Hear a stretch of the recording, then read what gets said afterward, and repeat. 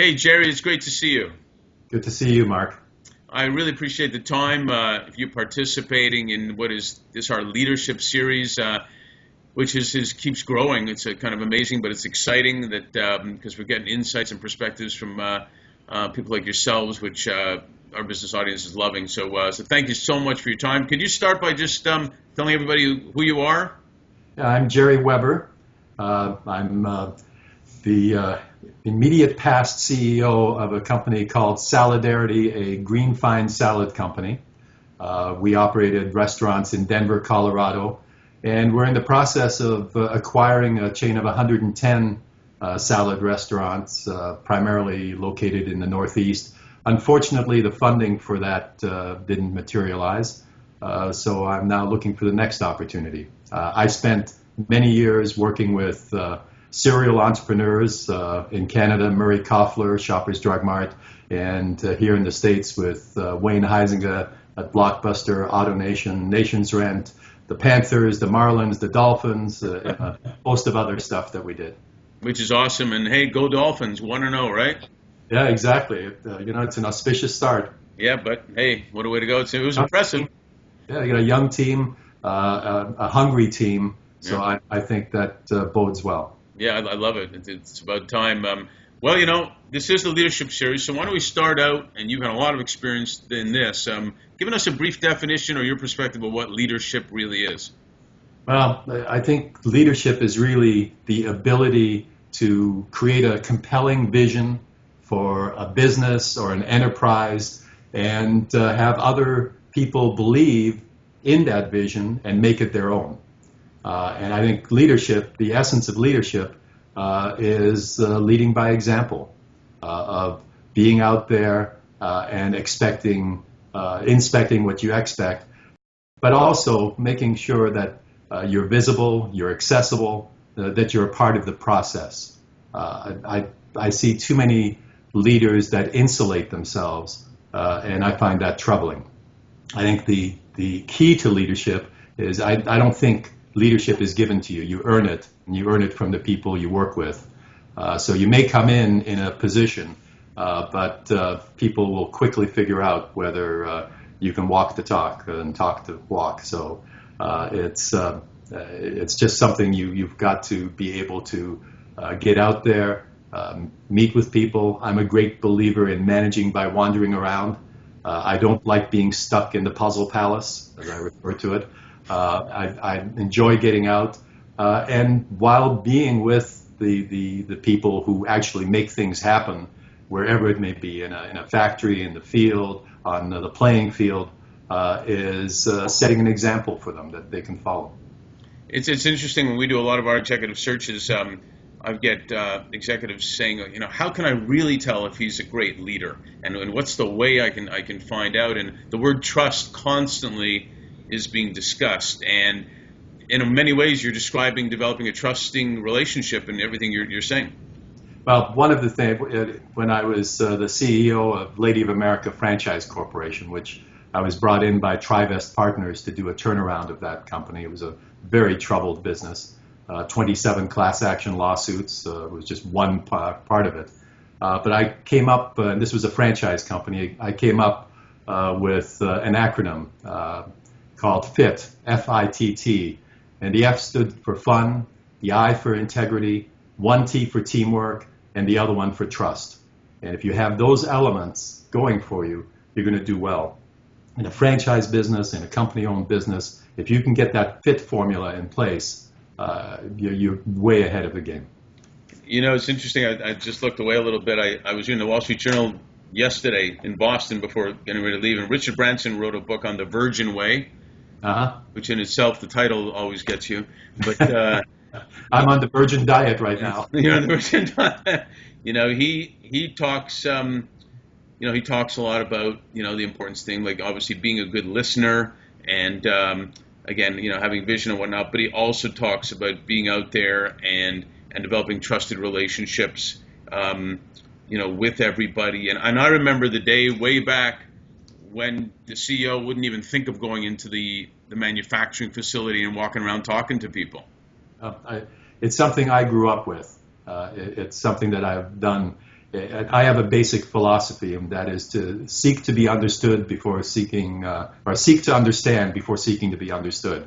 It's getting out there, understanding the business, and who better than the people in the front lines. You learn so much when you're out there about what you're doing right and what you're not doing right, talking to customers, interacting with vendors, all of the people that impact your business. You can't be insulated from those. Well, you obviously have a diverse background, a lot of M&A, restructuring, entrepreneurial, working with different senior level executive leaders like Wayne Huizinga. But you also have to, or you can tell me, how do you determine the right fit leaders that you need to develop throughout the organization?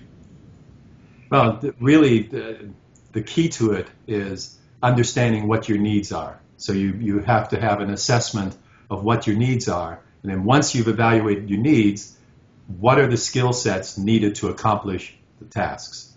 I've always told people that if your employees are idiots, it's your fault. It's not the employee's fault. Right. If something goes wrong, I look at myself and say, what did I do wrong?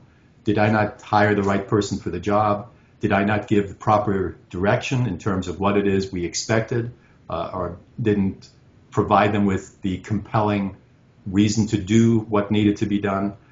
So it's really doing the interviewing, the upfront interviewing, to determine whether that individual is going to be a fit for it. And then also doing the reference checks. It amazes me the number of people that are hired without reference checks, to talking to the people they've worked with in the past. And I know that's a difficult thing these days. People are hesitant, but when you network, we talked a little earlier about networking. When you network, you find connections and people who know people, and you can get the real information on whether those people can live up to what their hype is. Absolutely. A quick funny little thing which always amazed me. I've been doing this for 30 years. 2 times people have given their mother as a reference to me. And I've always wanted to call, and I expected to hear the answer, Steve? I don't know Steve. He never calls home. He never calls. He never writes. No. I mean, Cousins was bad enough, but 2 people gave me mother. I couldn't believe it. Anyways, so working with very successful entrepreneurs, Hoffler, Huizinga, tell us about the decision-making process and even the mindset. We talked about this in a previous conversation, the speed of due diligence sometimes, and then the opposite, the importance of the details and execution. Tell us a little bit about that type of leadership that you've worked with. Well, and that would be specifically Wayne Huizinga. And Wayne, obviously a serial entrepreneur, he knew that in order for us, for example, at Blockbuster, there was absolutely nothing proprietary about what we were doing. We put videotapes on a shelf in a store, 6,000 square foot store. We bought enough of the hot new releases to keep you happy, but then we had a whole bunch of catalog in case the hot release wasn't there for you.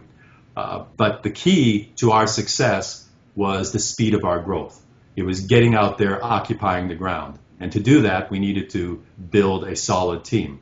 And we did, I don't know if you're aware, but Blockbuster was 50% company-owned and 50% franchised. Mm-hmm. So we determined by territories, and I was actually responsible for carving it up.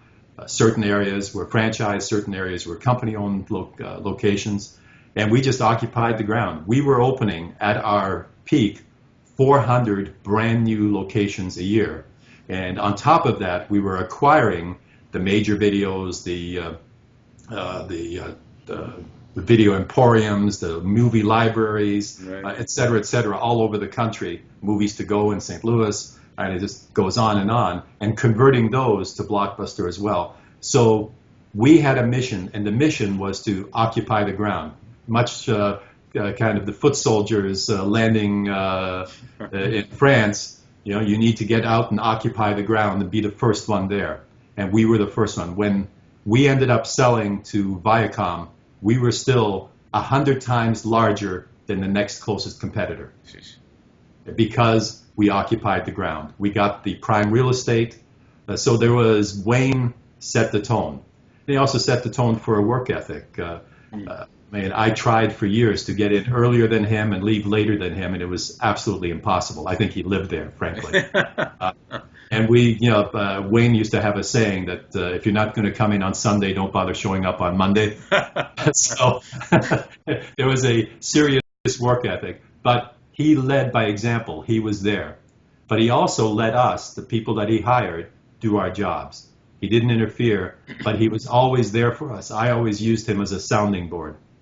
If I was a little unsure of something or thought, all right, let me get a different perspective, he was the person I could go to and bounce the idea up, and he'd come up with another twist, another take on it to set me out to finish the task. So he was a great leader. And one of the things he did is interesting. He never asked a question that he didn't already know the answer to. Wow. He just wanted to figure out whether you were going to tell him the way it is or try to spin a story. It was kind of a fascinating thing. Well, you talk about the fast execution. It's often said that I see this all the time. Companies get funded, people get funded, they're celebrating, we got funded, however they got funded. But very often the next part, the scaling, is the most important and possibly the toughest part of all. True? Absolutely. That's when you've got to find the organizational stress points and figure out where is the organization stressed, where is it not stressed. In most acquisitions that we did, there was excess capacity. People, and that happens in organizations. And one of the things, again, I learned from both Murray Koffler and from Wayne is that a certain stress level on an organization is not a bad thing. And you want to make sure you reach that stress level before you add additional overhead, additional levels, and you always want to have an organization as streamlined as possible. And the accessibility comes back into play as well. I could walk into Murray Koffler's office in Toronto at any time and get to him. I could walk into Wayne Heisinger's office at any time and have access to him. So they were not closed off. It wasn't the executive suite with a guard at the door asking you why you wanted to gain access. We were able to have that, and then that translated to the people we worked with, be it the VPs that worked with me, the regional people that worked with me, the district managers, the store managers, at all levels. People had access, and we eliminated all those hierarchies that are set up to interfere with getting things done. Yeah, it's a great point, and you're kind of describing my next question basically is, especially with an organization going quickly, especially when it's not only multi-state but international, how do you develop a culture that is a winning culture? Well, again, it's to have the right partners, and with the culture was really Wayne setting the tone.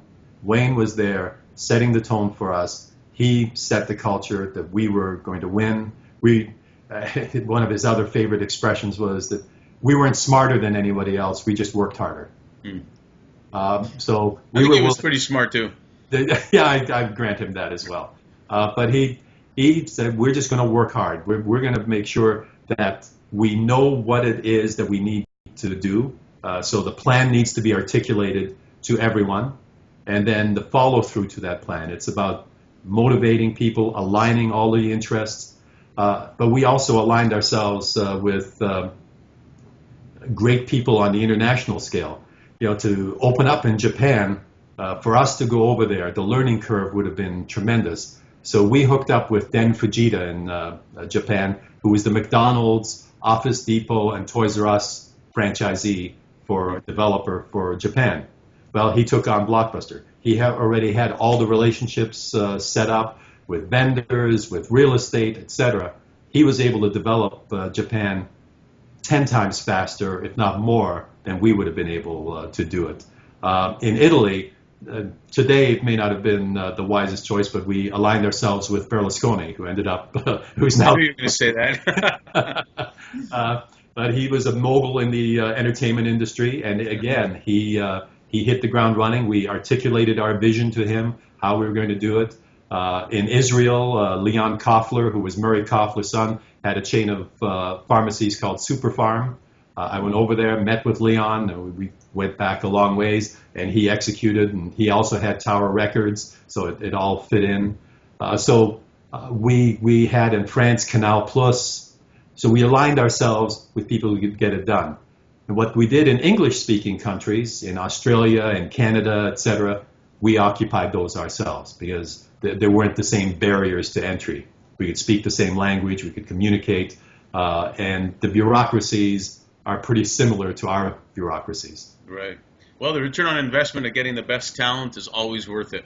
Yep, absolutely. Well, and I think, one of my proudest achievements throughout all of the different things I've done is seeing the number of people that I've worked with who have moved on and elevated to very senior positions with other companies. Initially with, I remember a young lady that I hired to be a marketing coordinator who would take our characters. We had 3 plush characters that would show up for grand openings and stuff. She would take them and lead them around. She ended up being the senior VP of marketing for Blockbuster right when we sold to Viacom. And people who were store managers ended up running countries or regions. A young lady who was my admin assistant is now the senior VP and chief marketing officer for Golfsmith. So, and prior to that, she had the same position with Gold's Gym. So, to me, that's the most satisfying thing, and that also tells me it reaffirms that the hiring decisions I made at all levels were the right decisions. Yeah, well, I think I compare a lot of things to sports, and the best legacy for any coach is all their assistant coaches coaching somewhere else. Exactly, absolutely. So let's talk about boards a little bit. Board members are obviously valued members or contributors, hopefully, in the success of a company. But they have to know how to work in the cultural and social environment of the board, and also be able to support effectively senior management. You give some thoughts on what you think the right fit board member looks like in a lot of the fast-growing companies you've been involved with. And it really depends. My experience with the Trivest companies, it depends on the needs of the business, where it wants to grow. In my case, and right now I'm on one board, and Group 3, which is a luggage maker. They make the Swiss Army luggage and Nike luggage and BMW luggage and a few other things. In that company, my expertise in the relationships that I had and have with sports teams and my operational background has paid dividends for that company. We were setting the company up to sell, so making it attractive, making sure we streamlined the company. So basically, as a board member, I worked with the management team to realign things to make the company more attractive for a buyer. I think when you bring a board together, one of the keys is to have a diverse board. I know there's a tendency you're going to bring your friends in, people who will cooperate with you and vote with you. But what you should really do on any board, whether it's a public board, a private board, a philanthropic board, you want to have a cross-section of people on that board who can help you in the various areas of the business. So if my expertise is marketing and operations and management, utilize that talent, and I can put that talent to work in helping the CEO and, if necessary, some of their people to achieve their objectives. And you've got you should have legal, you should have accounting, etc. So if you have a varied background on a board, you're going to be far more successful. Yeah, that's wise advice, and we're educating a lot of management these days in doing just that, and not doing, as you said, in going the comfort route of having everybody just like you. Right. So it's smart. A couple of quick questions to complete this part. Do you have a leader, past or present, that you've admired? Well, I've got 3, obviously. Early on, when I was very young, when I was 8, 9 years old, I had the opportunity to meet Conn Smythe, who was the owner of the Toronto Maple Leaf hockey team. And I was a young kid. What did I know? But what I got from him was inspiration. And I won't go into the details, but I had the opportunity to meet him through a circumstance, and that meeting resulted in an inspiration that laid the foundation, I think, for who I am and what I do with my life. The second one is Murray Koffler. He took a chance on me. I was wet behind the ears, kid out of school, had no experience to speak of. I'd worked part-time in a department store doing things and stuff, but really no experience. And he took a chance on me and further laid that foundation to allow me to develop, and then had the confidence in me to send me from Toronto, Canada to Boca Raton, Florida, to open up a U.S. division for Shoppers Drug Mart back in 1979, Amazing. The ancient times. I really admire. He was someone I looked up to. He started off. His book actually is called Just a Simple Pharmacist, and I could tell you he was more than just a simple pharmacist. I bet. And then obviously Wayne Huizinga. I had the good fortune to be able to meet Wayne socially, and then hook up with him just at the time that he was doing Blockbuster, and went for an amazing ride, the ride of a lifetime, really, and in an industry that I had a lot of passion for. I've always been a fan of entertainment, movies, music, books, etc., and to be a part of that industry, recognizing it's a business like any other business, but it was exciting. The growth trajectory we were on, not only video stores, we ended up with 10,000 video stores at the end, but also music stores. We had hundreds and hundreds of music stores. We had Blockbuster Golf and Game, which were amusement parks. I remember. We had Discovery Zone, which were kids. Is there anything Wayne didn't touch that didn't turn to gold? Not much. He turned garbage into gold. Oh, that's exactly, even that. He used to drive by garbage dumps, and there's a certain odor in of it, and he'd do a deep inhale, and he said, "Smells like money to me." A lot of money. What kind of one word answers here? Do you have a favorite sport? Hockey, obviously. I'm a Canuck. Good choice. Movie or TV show? You know what? I love the British shows right now. I Call the Midwife, Downton Abbey. I love all the BBC shows. I do like Breaking Bad was a great show. Mm-hmm. I have a diverse interest, but I love the BBC shows. They're my favorites. Movies. You have and BBC News, as we talked. Yeah, exactly. And movies. Do you have a favorite type of music? I love all kinds. And I'm one of those strange people. If you look at my collection of music, I have somewhere in the neighborhood of about 3,000 CDs. I just got rid of 2,000 albums. It was time to get rid of them, and several thousand cassettes. The only thing I missed out on was 8-track. I must have been asleep for 5 minutes. I have everything from classical to reggae to rock to country. I love a broad variety, and I've tried to instill that in my sons to appreciate all music. Well, it's smart. Variety is the spice of life, right? So speaking of spice, do you have a favorite food?